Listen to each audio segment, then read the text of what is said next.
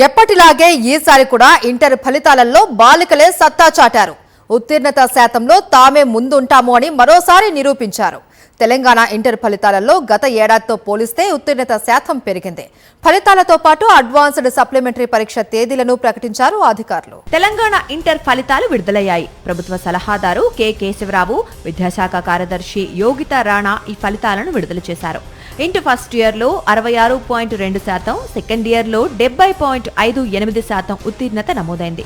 ఎప్పటిలాగా ఈసారి కూడా ఇంటర్ ఫలితాల్లో బాలికలే పైచేయి సాధించారు. ఈ ఏడాది ఇంటర్ ఫస్ట్ ఇయర్ పరీక్షలకు 4,89,123 మంది విద్యార్థులు హాజరు కాగా 3,23,807 మంది ఉత్తీర్ణత సాధించారు. బాలికల్లో ఉత్తీర్ణత శాతం 74.4 కాగా బాలుర ఉత్తీర్ణత శాతం 57.69గా ఉంది. ఇంటర్ సెకండ్ ఇయర్ పరీక్షలకు మొత్తంగా 5,07,948 మంది విద్యార్థులు హాజరు కాగా 3,58,490 మంది అంటే 70.58% ఉత్తీర్ణులయ్యారు.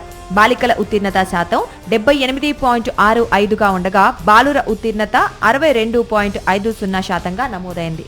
గతేడాదితో పోలిస్తే ఈసారి ఉత్తీర్ణత శాతం పెరిగింది. 2025లో ఇంటర్ మొదటి సంవత్సరం ఉత్తీర్ణత 66.91% కాగా ఈసారి 66.94%గా నమోదైంది.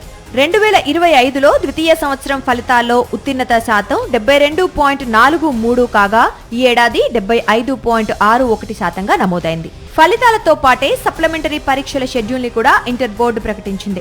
ఇంటర్ పరీక్షల రీకౌంటింగ్, రీవెరిఫికేషన్ కు ఏప్రిల్ 13 నుంచి 20 వరకు దరఖాస్తు చేసుకోవచ్చు. అడ్వాన్స్డ్ సప్లిమెంటరీ పరీక్షల కోసం ఫీజు చెల్లింపునకు ఏప్రిల్ 13 నుంచి 20 వరకు అవకాశం ఇచ్చారు. మే 13 నుంచి అడ్వాన్స్డ్ సప్లిమెంటరీ పరీక్షలు ప్రారంభమవుతాయి. 2 సెషన్లలో ఈ పరీక్షలను నిర్వహిస్తారు. ఇంటర్ అడ్వాన్స్డ్ ప్రాక్టికల్ పరీక్షలు మే 22న ప్రారంభమవుతాయి. ఇవి కూడా 2 సెషన్లలో నిర్వహిస్తారు.